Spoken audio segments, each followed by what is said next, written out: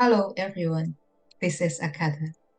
Thank you for joining us once again in the Rose of Venus. Today, we have a guest that she has already been with us at the very beginning when I started that series of the Rose of Venus, Carol Lucia Lopez. And when we did that first podcast, we still haven't met yet in person physically. But I have this great pleasure and privilege to meet her in person and even stay with her in her house for a few days when during my trip back. And getting to know her in person in such personal level, it just gave me so much joy and the grace and everything that come with our sisterhood, our friendship, our connection. And so today we are going to talk about quite a bit of topics, and we just see how it rolls. And just to bring us back to her professions, she is a hypnosis. She is specialized in introspective hypnosis, and we may touch on that as well. Let's begin. Carol Lucia. Sister, how are you? I'm fine. Thank you so much for bringing me back. It's so wonderful to be with you and just to see your face and experience your energy live or live. This is as live as we're going to get for a little while, but to have you had come and visit me and stay with me was just such a joy and an honor. And I absolutely love you. Yeah. Yeah. Yeah. I think not maybe not everyone have seen our post. And I think I enjoy with you is like we can be silly together. And I might actually at our last video, last this little clip at the end of our video recording. And I think it is just so wonderful to still keep this childlike pleasure with us, to be able to enjoy things that is even silly. And and I think okay, this brings me back to one of the things that we I would like to talk. I think our connection is like we are finding our family, our tribe outside from our biological family. And as I know you intimately and even from my own stories, and I think we are somehow finding it through another channel, through our connections later on in our life. And and today I have a post out just talking about that. When we feel being an outsider in our environment and in our family, and it takes just so much courage and effort and dedication to to learn and to bring back who we are. And I now I give it to you and in sharing how you feel about it, how you see about it, even through your own personal experience. Thank you, Kata. Well, what's interesting is that we all need tribes to survive. We need that community, but yet um, well, I've come from the belief that we chose our families in every lifetime that we come in, all of our incarnations. We choose the families that we need to learn things from. So a lot of times we have the same soul family that we come in with, and we experience different challenges, sometimes the same, and we keep repeating those lessons until we learn them. In this particular lifetime with my family, um, I found that there are a lot of control issues that I'm having to learn to overcome, and to learn to stand up for myself and not be a part of the tribe per se that my northern New Mexico Hispanic Spanish old Spanish family has come in with. They expect us. There's 7 of us children, not children anymore, but adults, and they expect us to call every week or come by every week. We're expected to do all these things that never really, they feel like obligations instead of something I want to do. And when you're given a choice, it's a different matter than when you feel like you have to do it. So I love my family, and they've been it's been a blessing to have been born into that family, because they have so many wonderful qualities. They're kind, they're generous, they're loving in many different ways. But it was a very restrictive environment, and I didn't learn to speak up for myself until I was probably maybe last week. No, literally, it took me. I'm going on 70 years old, and it's taken me almost my whole life to learn to step out of that restrictive uh, belief system and programming about who I was supposed to be, and representing part of the family, and don't be an embarrassment to the family, and don't do this and don't do that. All these shoulds are imposed on us, and I feel like when we grow up with that kind of environment, we'll never get to really experience who we are.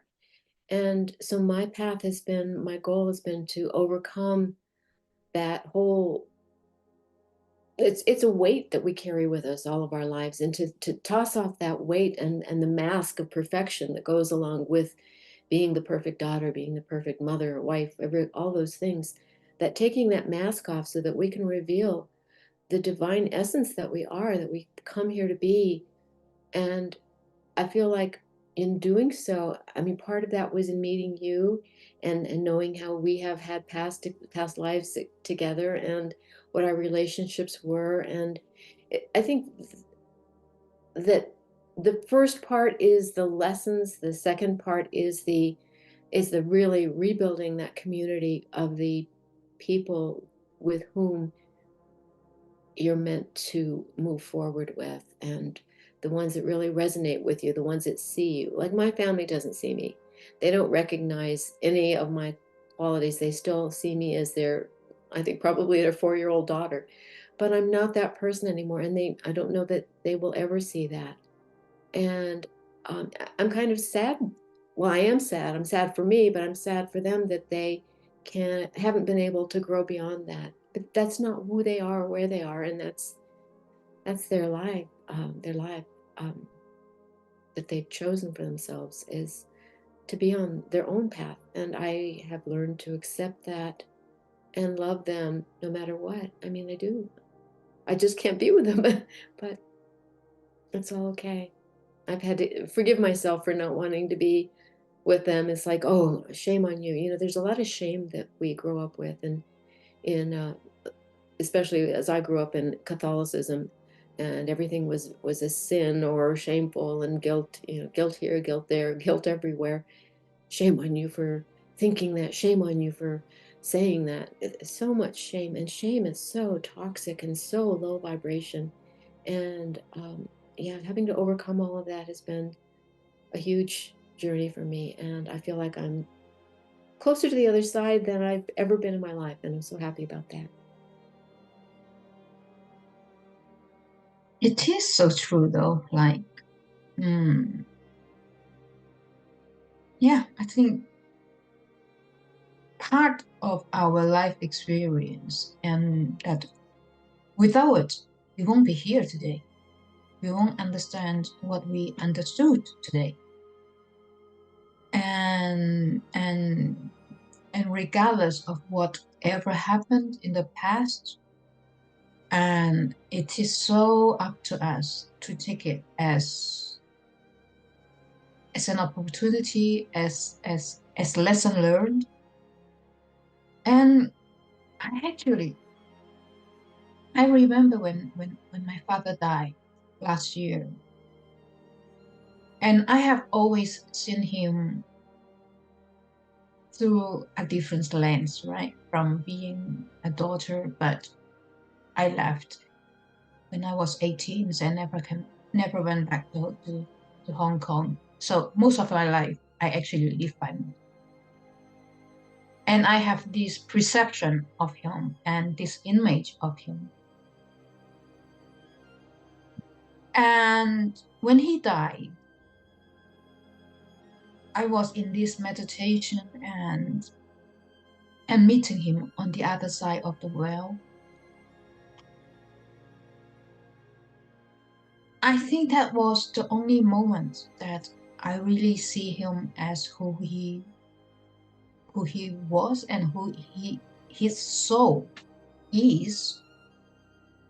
When I saw him as a young man and me as a little girl get to hug, that we as Chinese we don't have.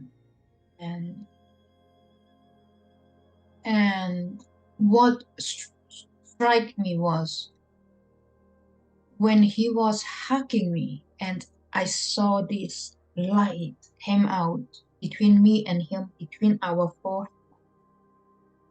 And that was the moment I understood he was actually so much more than what he was in this lifetime.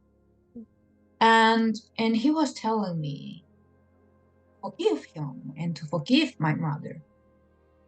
And and that's how I understood that he actually have had chosen a role that is not pleasant, but somehow is helping me to move forward in my journey. And I think there is something from another perspective we should all consider. Like, I understand there is something terrible could happen in people's life, within their families, within their friends, and stuff.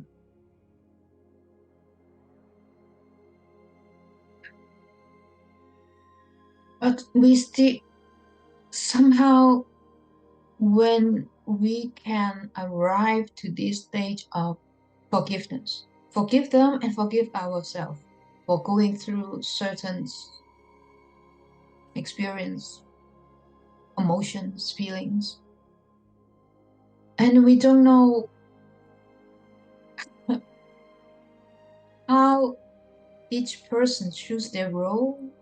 Maybe today I am actually considering my father as a great man.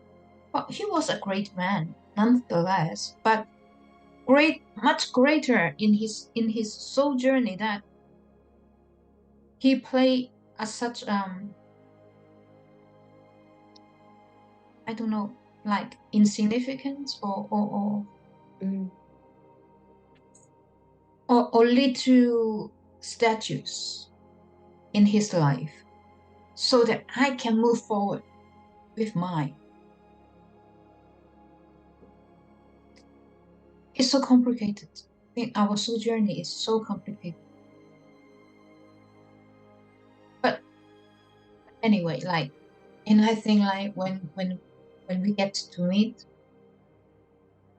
other parts of our soul tribe, like me and you and many others, and that would be another stage for another purposes. And seeing each other for who we are. Like, I see you as such a beautiful, kind, talented person. Mm. Thank you. I see you as well.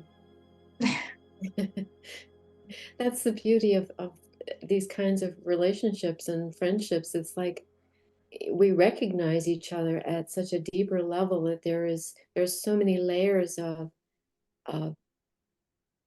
beauty of experiences of we see the qualities that aren't apparent on the surface because we have that soul memory of that being, and we can feel it if there's still a resonance with us. And so I think experiencing real tribe, real community at that level is so much more powerful than people can ever imagine. So getting to know you and getting to have this experience has been really, it's really empowering and healing for me too, because you've been very supportive and loving. And I've had difficult times, as you know, in the last few weeks. And so you're being there and offering that unconditional love and just holding space has been really, really I'm so grateful for you and for for just your beauty, your essence, your divinity. I'm really grateful. We stop that. Okay. As I say, like our experience is a way of giving us the opportunity to learn first so that we can express it out in a way that we can be of assistance. And I know now you are doing sort of like everyday messages through the social platform in Facebook, in Instagram, a sort of shadow work. Each day you have a questions and well, I'll let you to explain. Well, Okay. actually, what prompted me to do this, and you can explain the astrological aspects of it because I can't, is that the positions of, is it Capricorn right now that's challenging people to go inside and look for the deep issues that this is shadow work is all about going inside and really evaluating, doing some self-analysis, self bringing that hidden part that's been um, in the shadows. That's why they call it shadow work, hidden so that we don't want to look at it. We don't want to look at those dark parts of ourselves, the ugly parts, the painful parts, the really sad parts, because it's easier to just to stuff those emotions, those things, those thoughts, those ways of being, stuff those down by keeping busy with social media, with TV, movies, eating, drinking, whatever, spending money. We avoid it. Just any kind of activity. Going to the gym can be something that people check out on because they're avoiding looking at that inner stuff that really just needs healing. And it's not so bad once you look and release it. It's really such a beautiful thing to release because it leaves up so much space for light. Once you release that heaviness, that darkness, it just opens you all up and you can let more light into your body and you feel freer and physically and spiritually, mentally, everything feels lighter. So I'll toss it back to you to explain the astrological aspects of that, Akata. Okay. Let's see. I think what you just explained is what we have been going through in the last 15 years with Pluto in Capricorn.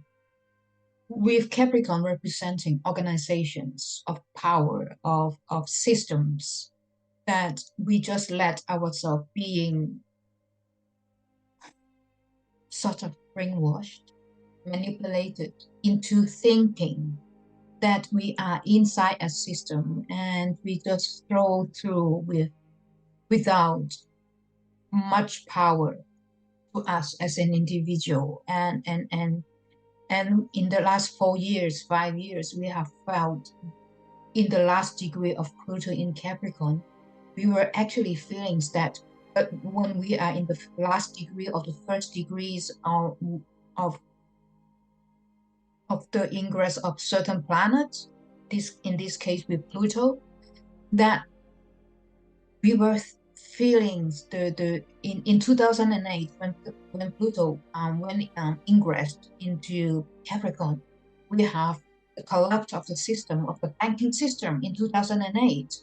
The collapse of all the banks, and we are not going into politics, okay?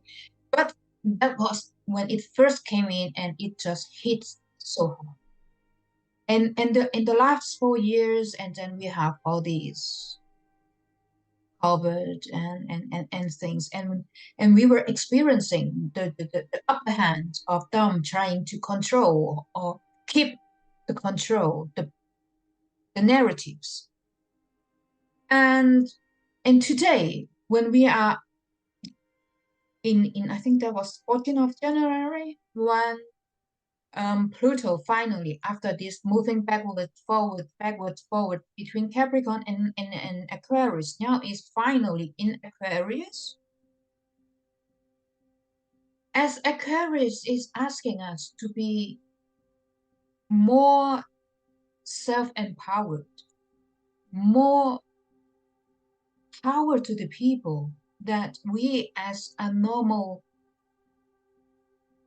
citizen, should we start to think of something that, if the system didn't work, that bring us to today's world with the chaos that we have been experiencing? Should we start to do something by us, with us, through us? And except, I think from September to November, there would be 2 month bracket where Pluto still go back to Capricorn. And I think even that backward forward movement is really giving us opportunity to see, go back to see there. Have a look that we have gone through these 15 years. Rethink, re-evaluate, reconsider, until Pluto go back to Aquarius again and stay for the next 20 years as a preparation for us to really, really like what kind of society, what kind of world you would like to establish for us and for the next generations to come. And people like you that's doing this kind of services and helping people to think like, how can we move forward when we haven't dealt with our own personal issues? That's a good question. Well, what I like to do is I go back to the past through hypnotherapy, hypnosis, and find the whatever issue that they're working on. If we find the issue, we dig deep, pull it out from the root cause, the root source, whether it's this lifetime or another lifetime, and we do the healing right in the session to release the emotion, and wherever the pain or issue is stuck in the body. Oftentimes, it can be in your feet if you're unable to move forward. It can be in your knees. It can be in your back or shoulders. And literally, it's like the weight of the world is on your shoulders if you have that back pain, or if you're not supported. All these things are actually quite literal. But we find it and we pull it out energetically. And I use sound healing through tuning forks and singing bowls to send in light and healing. And because the body holds so much water, that vibration actually does, it's a really powerful kind of form of letting in the light and the healing. And we do all kinds of things, forgiveness and so forth. But the ultimate goal is to bring that person out of that darkness and into a lighter way of being. And then from there, what I've also been doing lately is in my messages, I'm suggesting that people, when they let go of something, to bring in something positive. And in bringing in something positive, I ask them to envision their future self and who they want to be, what qualities they want to have, And actually that starts with self-ownership and learning to have a relationship with yourself. So starting with, a lot of people really don't love themselves very much. They're very self-critical, and I've been there because I was extremely self-critical and self-judgmental and oh, so much stuff. But it still crops up at times, but I pretty much have a handle on it now. I recognize it and I use my tools to heal it in the moment. But I'm asking people to think about what qualities they have, because every day we do things, and we certainly do things that we like and enjoy. And so if we make a list of those qualities at the end of the night and say, oh, I did this and that was so much fun, and I did that and it really made me feel good. But then to look at whatever qualities you have within you that made those good things possible. That's the way to start owning the qualities, owning them by taking them, making that list. Okay, oh, I did that because I'm a kind person. Oh, I did this because I'm really smart. And a lot of us don't allow ourselves to, we've been taught to be humble, or you have a big ego if you call yourself smart, or you have, whatever. We're meant to be kept small and compliant by the whoever. So when we start owning those qualities, I have my clients take that list and take it to the mirror first thing in the morning, or when they're getting ready for wherever it is they're going, and look at all those qualities and actually look at themselves in the mirror and say, you really are kind. You're really smart. And that connection with yourself in the mirror is so powerful. It's like, whoa, you're reaching that inner child in you, all those inner children at all those different ages. And it's landing. And over time, doing this repeatedly builds that relationship with self and allows you to own the qualities that you have, that you were never either aware of or didn't allow yourself to recognize. So there's that. And then taking those qualities and, say, for example, there's a couple in a relationship and they're having a difficult time. And say one of them blames the other one, but in reality, they're not looking at their own stuff. So what happens is I'll ask people to really own their stuff, look at what they're doing and what causes this. That's what I did in that um, seminar that I did a couple of weeks ago, the webinar. It's all about building a relationship first with yourself, but looking at those qualities and then seeing who they want to be. No, I don't like being impatient with my husband or my children. I don't like being um, selfish. I don't like being hurried all the time. So I had them have them make a list of those qualities that they do want to experience in themselves. I'm calm, I'm patient, I'm all of these things.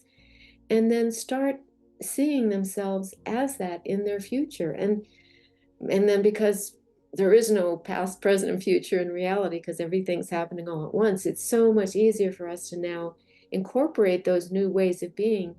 And because I also use these techniques uh, via the subconscious mind, where like 85 to 95% of our change and our thinking is actually processed and takes place, it's so much more powerful, and it happens more rapidly than it's like saying affirmations for 5 years when one single site K balance. You can say something every day. I am calm, I am patient, I am loving. And because you're saying it at a conscious level, it doesn't really sink in. You have to say it so often and so um, consistently that it can eventually work, but it doesn't have to take that long. Well, one of my adventure with Carol Lucia was the first time when I visited Sedona in October. I have never had any hypnosis sessions, and knowing her, and I just have that full confidence, and I say, now with her I would like to try. And I remember, like, and you were asking me beginning of the sessions, you were asking me a series of questions in preparing the person, and in this case me, into this process of going deep and thinking what I was wanting to solve or resolve and to confront. And I was already crying like a little baby. But anyway, I let you to explain the process, and if you want to share anything that you see from a professional point of view in these sessions and Well, the process is really pretty simple. I do an intake and I ask very personal questions because it helps me when a person is under trance in a trance that I can if they just bring up a person's name and I have no idea who they're talking about, I don't have to second guess or ask. I can have an idea, oh, this person was their grandmother and that's her name, or this relationship with the father, that's who they're talking about, and I can address them. And sometimes we'll have dialogues. Have them have a dialogue with their parent or a person that injured them, say there was abuse of some kind, and I will have them confront that person and take their power back from that individual. So it's helpful to know all those things, and it gets them into a state where they're really connected to those emotions when I find out what the issues are, and that helps take them into a trance state. It's easier for them to be hypnotized. Now, also one thing that a lot of people don't recognize is you don't have to be really like half asleep in order for the process to work. All you have to do is be open and allow. I had one woman who was really amazing and very strong, powerful woman, and she came in and she says she kept thinking it's not working, it's not working. I can still hear everything. I'm still thinking. I'm doing this, and I just reassured her to remain calm and keep listening to my voice. And within just a few minutes, she was talking to her grandmother who had passed over. Her grandmother was right there with her, and she just felt so shocked, for one thing, but really honored to be able to have this connection with her grandma that she never thought she would have. And we did several types of healing that allowed her to, it was literally life transforming for her. It was a 3-hour session, including the intake part. And she left here just feeling light as air, and she gave me the best referral and recommendations. So I think that you have to experience it to understand it, but it's a beautiful process. I'm so grateful that I've learned it. I mean, I'm a certified hypnotherapist. I've studied rapid transformational hypnotherapy as well, and it's a different process. I prefer this one over the introspective hypnosis over the other because change can take place immediately. The healing can take place immediately. You don't have to listen to a recording for 21 days in order for it to seep into the subconscious mind.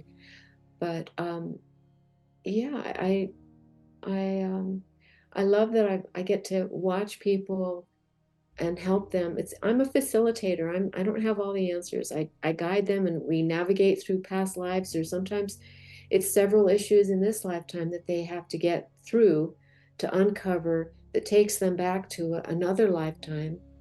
And I don't know if you want to share of any of your experiences in. whatever. Yeah, I'm you can go cool. ahead and share what you learned in your process, because yours was unique, I have to say. Not all of them are like yours, but it was an honor to experience. Well, what I can say about my sessions about I think the I confirm that it takes so little to go into this uh, theta stage. But then again, like I am someone that can go into meditation so quick that for me that is no problem at all to let my mind go and just go into this neutral void stage. And and as soon as I was guided by you into go into this kind of consciousness. I think it went so fast, and I was right into that past life without any doubt. And I could hear words, I could see people that I had certain connection with in this particular lifetime. And the fact that at the end, right soon after, Archangel Gabriel came in and to talk for me instead of me. Well, what can I say? I mean, it just was settled. And none of us expected that.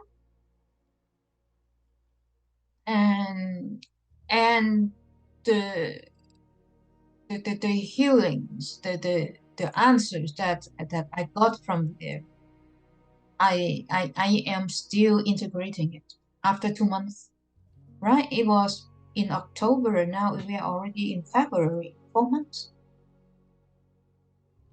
Oh, it moves so quick. And after 4 months and accepting it, that anything can happen during those sessions. And thank you. You're If I welcome. never say that, thank you. Oh no, you have, and I'm grateful to have had that experience and to facilitate that for you. I was in awe when Archangel Gabriel came in, and I was a little bit intimidated actually asking questions because I felt like I was challenging. I'm asking questions even though I was getting the response that you don't need to know that right now. But I felt that my job was to keep asking because that's what I'm supposed to do. Let's just get the answers that we're seeking. So it was interesting. It was very, very, it was different, but beautiful. Yeah. Okay. Look, I think now we could close this podcast that we have already shared so much that I think we need time to comprehend it, to integrate it. So, to sum up with the shadows, how you suggest, advise, and invite people, how should they confront it? What would you say if someone comes to you? Well, if they come to me for a hypnotherapy session, I would ask them what issues that they're experiencing. And I'm very intuitive, and my psychic abilities are growing daily. So I'm really able to tune in to what it is that is the key issue. And I follow that lead. I'm a Scorpio, a good detective. and and so, depending on the person, I will recommend either a hypnotherapy session. And if it feels like they're not open to that, I have also used a process called Psych K. That's PSYCH-K. And it balances the hemispheres of the brain. So it's really great at releasing trauma and PTSD, CPTSD, and then from there we instill new beliefs and release, for example, releasing guilt and shame, releasing belief in themselves that they're not good enough or whatever it is. But the key thing is that we always replace it with something positive and with light. Whatever process it is, we release one thing, we replace it with something positive. And that also works at a quantum level and with the subconscious mind.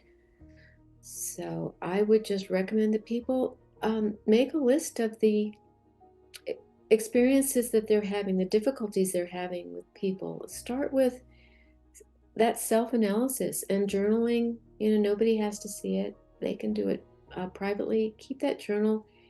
And it just takes a few minutes every night. And I find that evening is the best time when you're kind of in that almost sleep state, when you can really get down to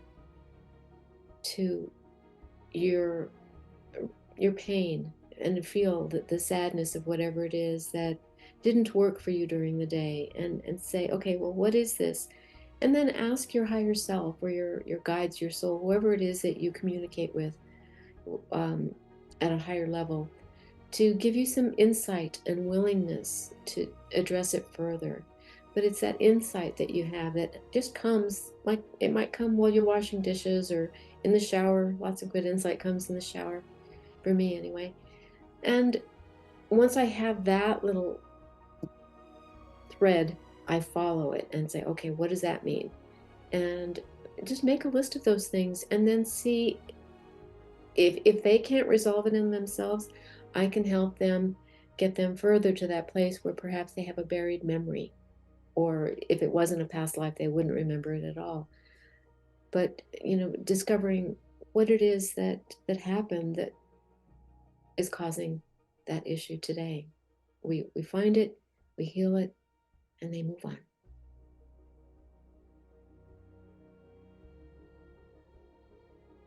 I think we are, each of us, this little light and flame within the darkness, and burning, keep burning. And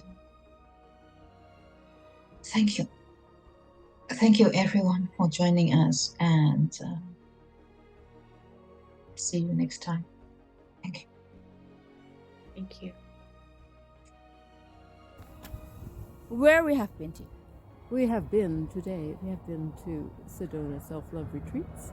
We have been to a very good lunch at Picasso Pizzeria, something like that. With a P. Pizzeria. Picasso. Oh, Picasso. With two Z's. With two. What? With two Z's. Two Z's. Yes, Picasso. With two Z's. Instead of pizza, we have Picasso. We have Picasso. All right. And behind us is, nonetheless, Bell Rocks. Bell Rock. And another night. Yes. Hang on. Okay. Let's see the beautiful sun behind it. Yeah. Yes. It looks like a fake backdrop. Yeah, we keep moving. We keep I know. moving. We keep moving. No, yeah, we We are. keep But it moving. doesn't even look real. It's so beautiful. It is so beautiful. That is Sedona. Yeah, where's the sun? The sun is where Bell Rock is. Where's Bell Rock? We go back to the. No. Bell Rock is on the sun behind us. On Okay. the other side. All right. Okay. Okay, whatever. Thank you.